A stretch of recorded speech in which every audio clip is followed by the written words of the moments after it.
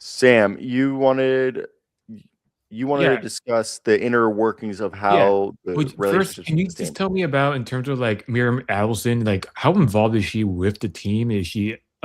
Like is she like there? Like what do you see from behind the scenes?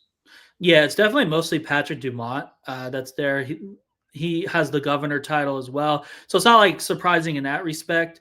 Like I don't want to say she hasn't been to a game since last Christmas because I don't I'm not to be brutally honest, I'm not fully paying attention every single game to make sure I spot her by any means, but that's the last time I remember like vividly like her being at a game. So that's not to like no disrespect to her by any means, but that's just to say like she handles what she does, away from the team, and it's Patrick's more hands-on approach, and even he'll spend weeks at a time away from the team because he also runs Las Vegas Sands or Sands Corporation, whatever the real title's called of the company, and they do a lot of business in China. So he spends stretches away from the team as well too. And it also helps now that the arena is more like for the team right now instead of against the team with fire the GM chance. So I think he'll probably be at more games, going forward. But he was at the game before Nico got fired against Milwaukee, for reference, and I think obviously in hindsight that correlates to where you're planning to fire the GM, of course. The owner, or governor is going to be there, but I think there's been times where, for example, last season, before the season, they held training camp at UNLV.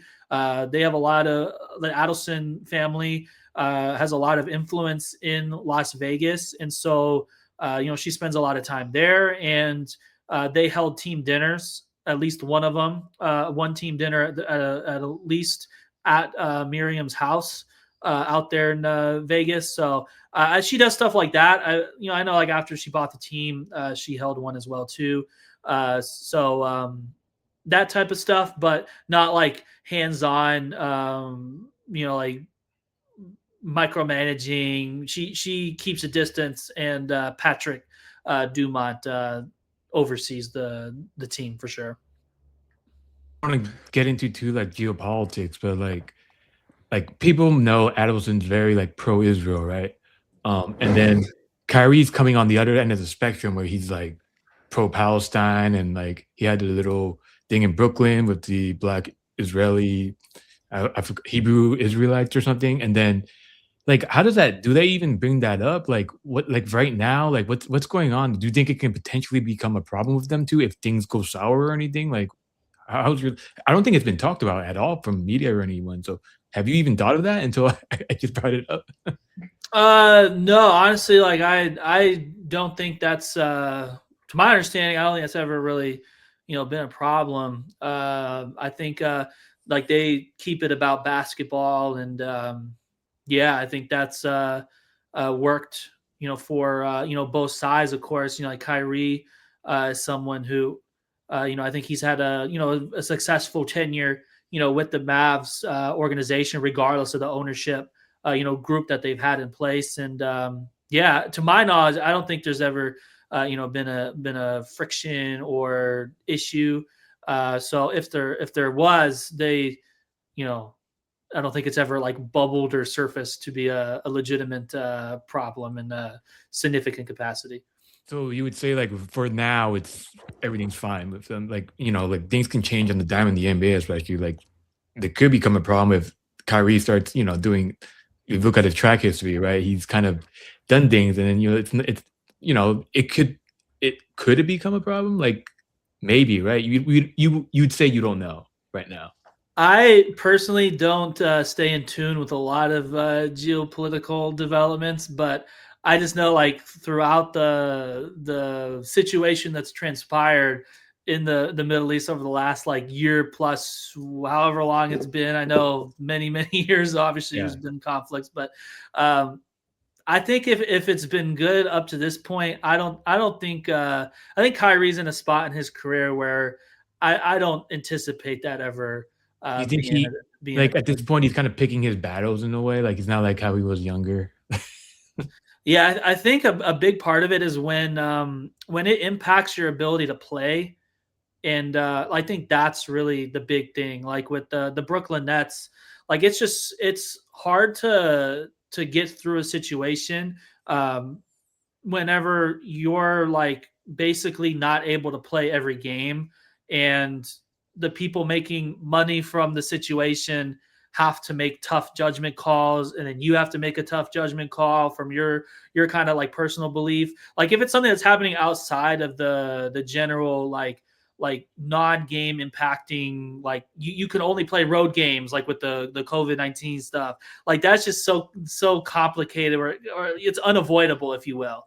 But if it's all just like kind of like your belief or opinions on like the things that are outside of the arena, if you will, I think that's I don't have any concern on that becoming a like an issue or anything like that. Yeah, I mean, I also just feel like how just to go off of what you were saying, Graham. I feel like Kyrie is more. Let's put it this way. I think the way he goes about what like promoting or I guess expressing his views is a bit different than since the Brooklyn I don't want to call it incident, but just what happened in Brooklyn.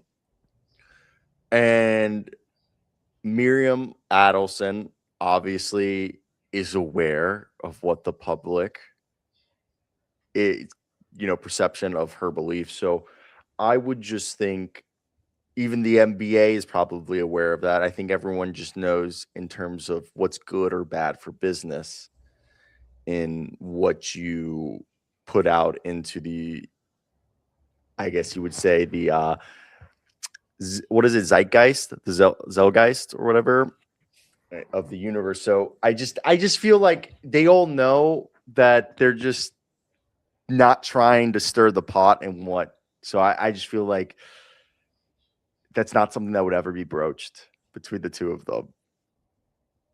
Yeah, that's kind of my understanding as well, where it's like, yeah, it's just not like a thing where it's like, okay, if we have a differing opinion, you're not able to play the game on Tuesday, like you're ineligible to play or I'm not anything of that signing your nature. check. Yeah. Yeah, like that. That's just the Brooklyn stuff was just so crazy because it's like local government and all that stuff. Like if you don't comply with this, like getting like the COVID-19 shot, you can't play, and that's just so unavoidable. Where it's like if your belief and you're entitled to your belief by all means. So like if you're dug in on the belief where I'm gonna do what I believe is right, and it's this the legislation's not going to change, and that's just the way the world's going to work for a while, it's completely unavoidable. And yeah, then you end up with a trade and all that stuff, and here we are today. Exactly. I just think again, everyone's entitled to what they believe in, regardless if we individually think that's right or wrong. And those people are making such salaries that I think, you can swallow on both sides your opinion to make everything kumbaya and have a decent working experience. And the other thing is like, if you're a Dallas employee, you're probably also wondering, does the owners want to keep this team? And I don't think any employees are like not keep this team like in terms of selling it, but keep this team in Dallas, or are they working another angle to like get it to Vegas or whatever it may be? Going off what Cyro just said, I was really curious, Grant, about the whole lawsuit going on right now of the hockey team and the Adelson. Like there's like a whole legal thing that it's there. There's proceedings and stuff, but it's not really been discussed. Like what do you know about it? Also, can I add to this? Casino laws in Texas, are those still something that the Dallas Mavericks organization, I guess the Adelson, the Sands Corporation, is lobbying for? As I felt like that was a big part why they bought the team, so they can set up that casino entertainment center around the arena. Yeah, I do think I do know that they had a site in Irving where the vision of having a which is where the old Dallas Cowboys stadium was, the Texas Stadium for reference. They had a vision of the, like, as you said, like the entertainment district, the casino resort style real estate, extravaganza compound or whatever you want to call it, the Mavs world. We'll call it Mavs world. They ended up, after the Luka trade, having like local city council stuff, and I might be butchering these details, but let's just say like the people of Irving were not more inspired to support the whatever needed to be supported to help that vision come to fruition. And I just think it's always been tough in Texas to get gambling, like sports gambling, casino gambling, all that type of legislation through. And I don't think that's changed. I think it would take quite a few years for that to come to fruition from just the, all the little nuances of the situation. So I think, obviously that's a big, motivating factor to own this team, is you can tie it into the real estate element.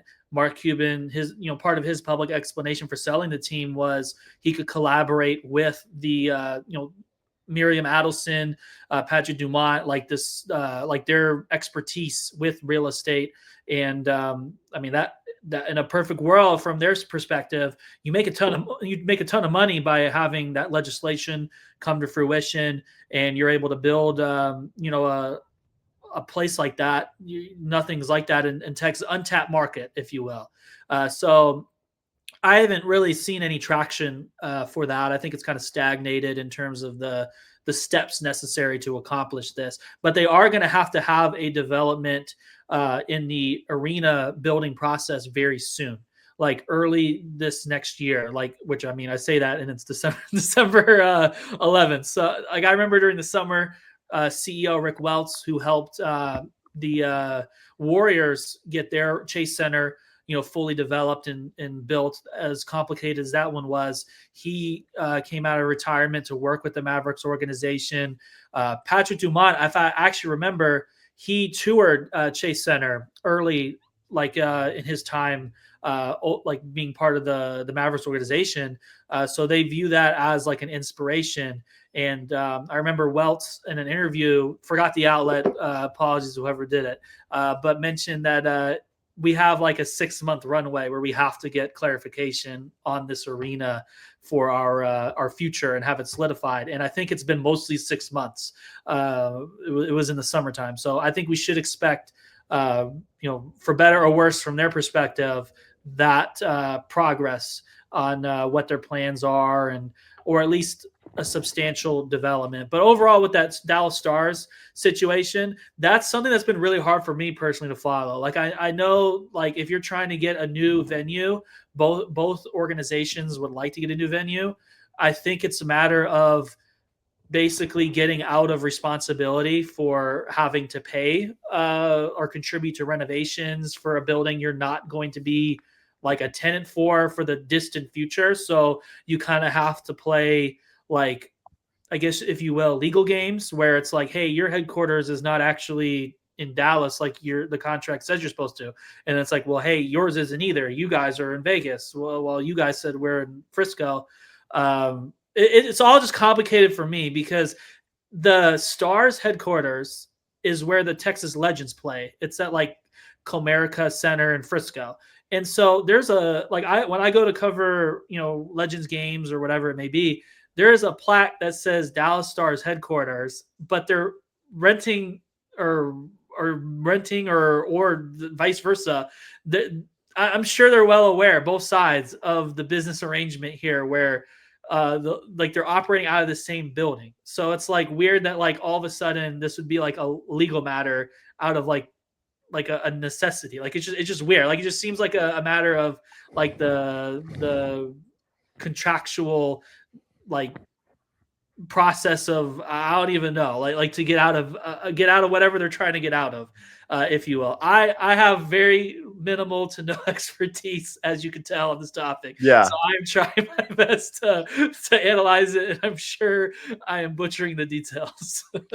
So, quick question. I've always wondered this about the whole Las Vegas thing with the Adelson. Okay, so this is how I'm going to lay it out to you. We all know the 31st franchise is going to be the Seattle Supersonics. That's just kind of like a foregone conclusion. They're going to be the 31st team. The 32nd team, people assume, is going to be Las Vegas. I feel like Kansas City is a real dark horse in there because they have the College Basketball Hall of Fame already built that was for the Pittsburgh Penguins, and then the Pittsburgh Penguins reneged, and it's literally a state-of-art stadium, and the Koch brothers bought 15% of the Brooklyn Nets. They're the richest people in Kansas. Either way, it makes sense why, because they're already a minority owner. I digress. And it's a desert in terms of NBA teams being not near any of those areas. So they have that great arena too, like Sprint Center. That's what I'm saying. Yeah, that's the one I just said. They built it for the Penguins, then the Penguins reneged on moving, and they built PPG Paint Arena or whatever.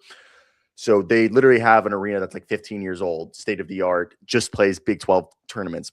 My whole thought, though, with the Las Vegas is, I feel like that is if gambling can never be achieved in Texas in the way that the Adelsons hope, would it be that if they do expand to the Vegas team, that it's kind of almost a swap where the Adelsons be like, look, we'll give whatever team that wants to buy the inaugural Vegas team, the Dallas Mavericks, and we get the Vegas team, and almost do like a trade, like you would read with like the Jazz and I think the Utah Jazz, or was it the Hawks and the Celtics? That there was one teams that literally switched ownership, and that's like they traded ownership. Oh no, it was the Lakers and somebody else. The Lakers with the original Redskins owner, I believe. That's how the first Lakers owner was the Cook guy. Yeah, that's how Cook, he traded teams, I believe, and that's how he acquired the Lakers, because he traded franchises with.